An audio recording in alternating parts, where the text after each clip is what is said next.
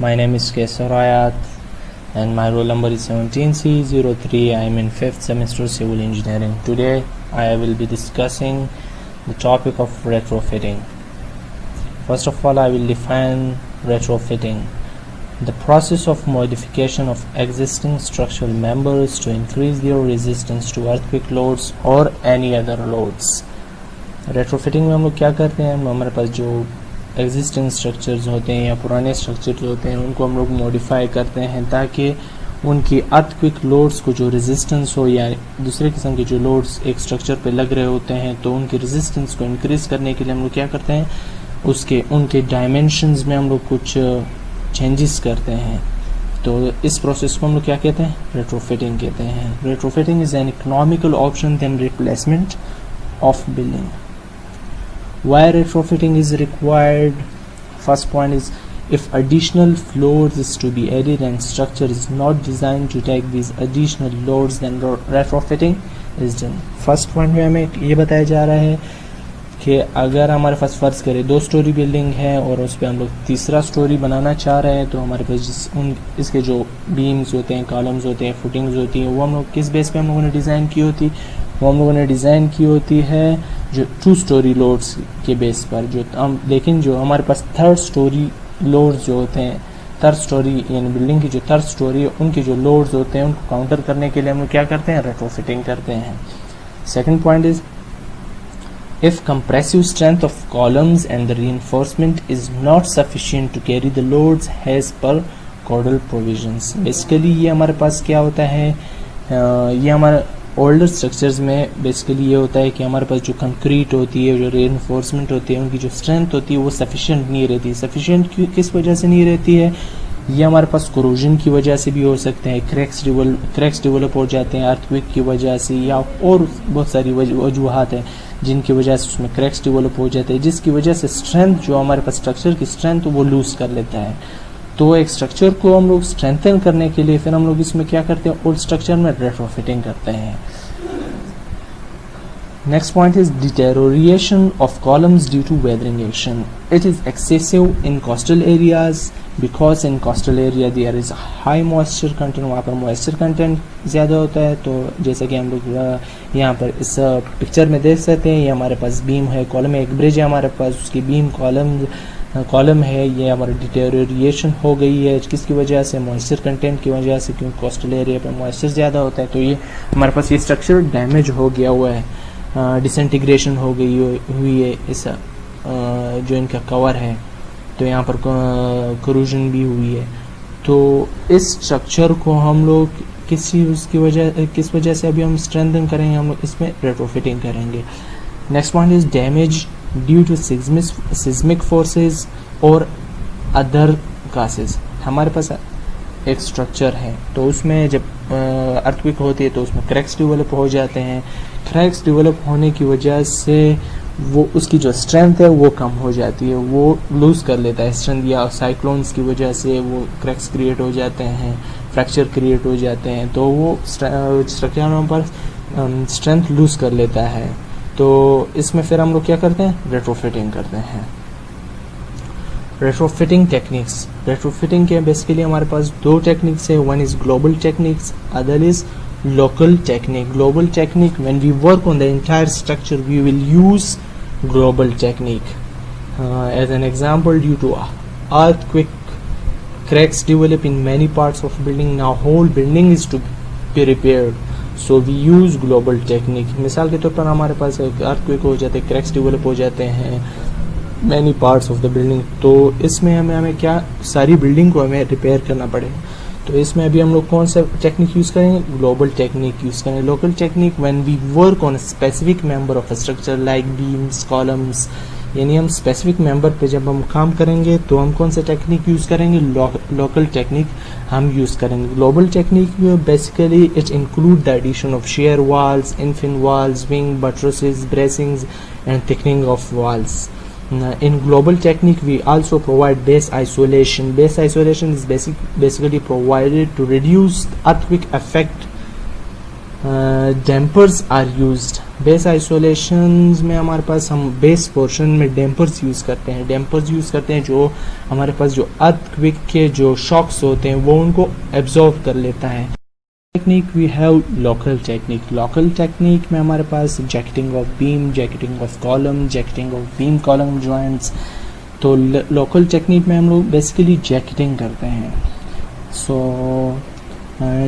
Retrofitting of reinforce concrete structure, हम लोग हमारे पास जो रीइंफोर्स कंक्रीट स्ट्रक्चर है उनकी रेट्रोफिटिंग हम लोग किस तरह करते हैं। उनकी रेट्रोफिटिंग हम लोग इस तरह करते हैं। हमारे पास दो पार्ट है, स्ट्रेंथनिंग ऑफ एग्जिस्टिंग मेंबर्स। हमारे पास एग्जिस्टिंग मेंबर्स यानी बीम्स हो गए, कॉलम्स हो गए, उनको हम लोग स्ट्रेंथन किस तरह करेंगे रेट्रोफिटिंग से। जो हम इस पिक्चर में देख सकते हैं, ये हमारे पास कॉलम है, ये हम लोग रीइंफोर्स कंक्रीट जैकेटिंग कर रहे हैं। जैकेटिंग हम लोग किस तरह करेंगे, ये हमारे पास जो एग्जिस्टिंग कॉलम है, ये हमारे पास न्यू कॉलम्स की न्यू रीइंफोर्समेंट हम लोगों ने दी है, वर्टिकल रीइंफोर्समेंट हम लोगों ने दी हुई है। ये हम लोग के पास इनके टाइल्स हो गए, ये हमारे पास जो ये दरमियान में ये हमारे पास शो किए हुए हैं, ये हमारे पास लिंकिंग टाइल्स है। तो यहाँ पर हम लोग बेसिकली जैकेटिंग हम लोग क्या करते हैं, हम बेसिकली पहले होल्स करते हैं, फिर हम लोग स्पेसिफिक टाइल्स प्रिपेयर करते हैं like has shown in figure. Then we use adhesive property admixture, fissure भी हम यूज़ कर सकते हैं, इपॉक्सी हम लोग यूज़ कर सकते हैं, ताकि वो जो हमारे पास रीइंफोर्समेंट है वो फर्मली बॉन्ड हो कंक्रीट के साथ। यहाँ पर हम लोग देख सकते हैं, ये हमारे पास एडेड स्टेरप्स हैं, बोथ साइड से हम लोग स्टेरप्स ऐड करते हैं। ये हमारे पास एडेड रीइंफोर्समेंट है, ये हम कनेक्ट करने के लिए जो हमारे पास पुराने रीइंफोर्समेंट वर्टिकल रीइंफोर्समेंट थे और ये हमारे पास न्यू वर्टिकल रीइंफोर्समेंट, इनको कनेक्ट करने के लिए हमारे पास क्या है, टाई लिंकिंग्स है। और third column with steel jacketing, हम लोग स्टील जैकेटिंग भी करते हैं। स्टील जैकेटिंग में हम लोग हमारे पास स्टील प्लेट्स होते हैं, उसको हम लोग क्या करते हैं with the help of nuts हम लोग क्या करते हैं फॉर्मली पेस्ट करते हैं किस कॉलम के ऊपर। The next is column with CFRP wrap. ये हमारे पास क्या होता है, कार्बन फाइबर रीइंफोर्स्ड पॉलीमर होता है जो हमारे पास जो टेंशन में इसकी जो टेंसाइल स्ट्रेंथ होती है वो बहुत हाई होती है। तो ये हमें एज अ रेट्रोफिटिंग के तौर पर हम एक स्ट्रक्चर पे अप्लाई करते हैं कि उसे हम स्ट्रेंथन कर सकें।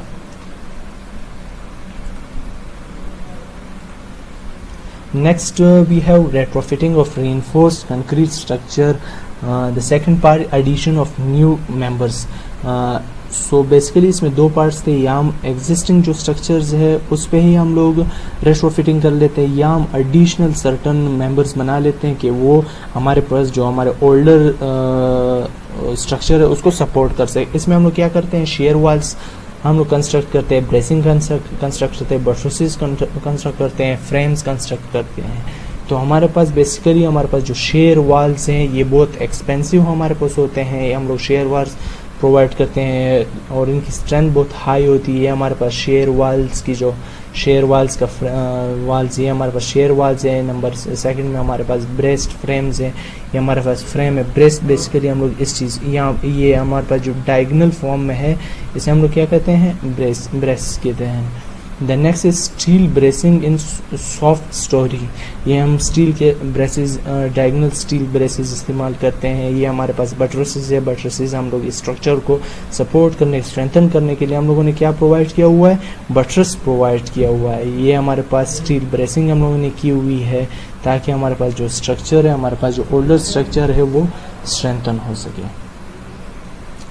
रेट्रोफिटिंग ऑफ मैसनरी स्ट्रक्चर्स, ये तो हम लोगों ने जब प्रीवियसली हम लोगों ने पढ़ लिया कि हम लोग रेनफोर्स कंक्रीट को हम लोग रेनफोर्स कंक्रीट स्ट्रक्चर्स को किस तरह हम लोग रेट्रोफिटिंग करेंगे। अभी हम लोग पढ़ेंगे कि मैसनरी स्ट्रक्चर्स को हम लोग किस तरह रेट्रोफिटिंग करते हैं। इसमें हम मैसनरी स्ट्रक्चर्स में हम या रिपेयरिंग करेंगे हैं।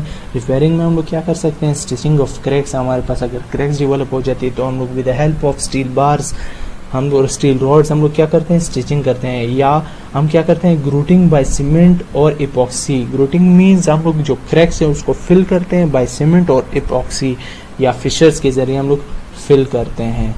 यूज़ ऑफ CFRP स्ट्रिप्स, या हम लोग CFRP स्ट्रिप्स जो बहुत ज़्यादा स्ट्रॉन्ग होते हैं किस चीज़ में, टेंसाइल स्ट्रेंथ पे, वो हम लोग रैप करते हैं अराउंड जो हमारे पास स्ट्रक्चर होता है, मसनरी स्ट्रक्चर होता है, तो ताकि हम लोग जो हमारे पास डिज़ायर स्ट्रेंथ है वो हम अचीव कर सकें। सी इन द पिक्चर हमारे पास हमने स्टिचिंग की हुई है, हमारे पास क्रैक है, हमने स्टिचिंग की हुई है किस चीज़ के ज़रिए, स्टील रॉड्स के ज़रिए हम लोगों ने स्टिचिंग की हुई है। यहाँ पर हमारे पास क्रैक है, इस क्रैक को हम लोगों ने किस तरह रिपेयर किया हुआ है, हमने एक वायर मैश यूज़ की है with the help of nail, it is pasted on the wall. तो इस तरह हम लोगों ने क्रैक को, डैमेज मेंबर को हम लोग रिपेयर किया हुआ है। इस पिक्चर में हम लोग देख सकते हैं ये हम लोग कार्बन फाइबर रिइंफोर्स्ड पॉलीमर्स यहाँ पर यूज़ हुए हैं ताकि स्ट्रक्चर को हम लोग स्ट्रेंथन कर सकें। यहाँ पर इपॉक्सी हम लोगों ने यूज़ की हुई, इपॉक्सी भी यूज़ कर सकते हैं हम लोग, फिशर भी यूज़ कर सकते हैं यहाँ पर।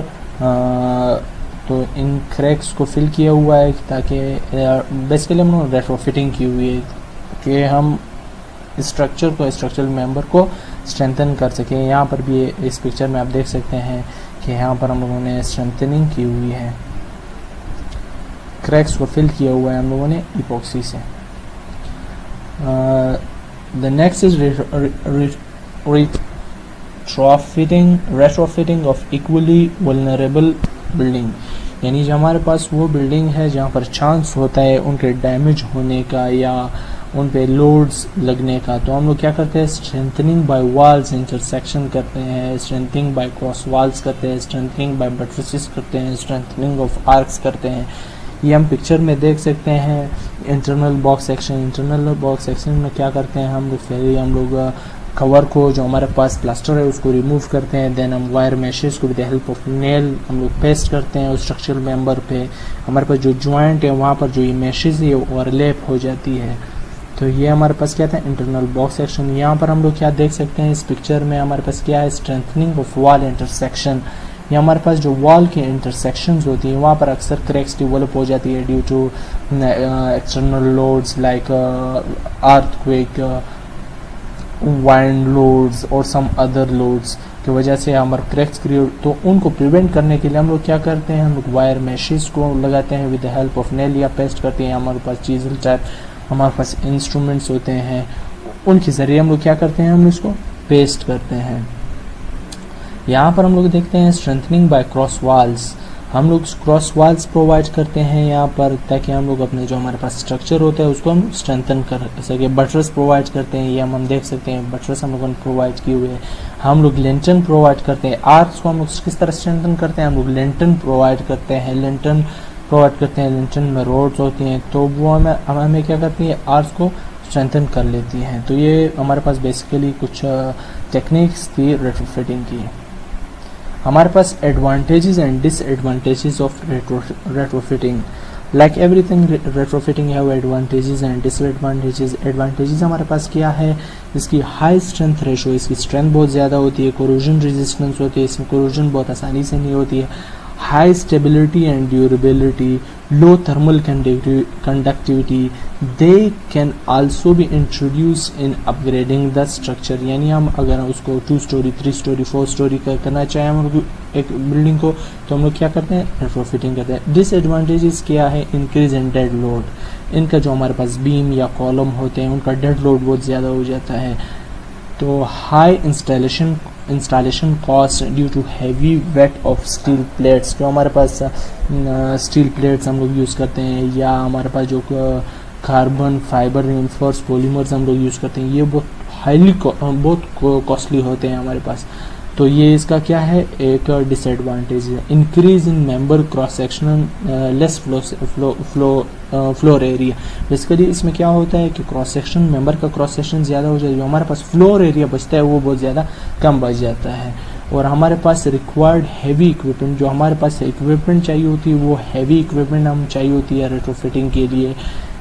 और हमारे पास ये और इनकी कॉस्ट भी, ये जो हमारे पास इक्विपमेंट है उनकी कॉस्ट भी बहुत ज़्यादा होती है।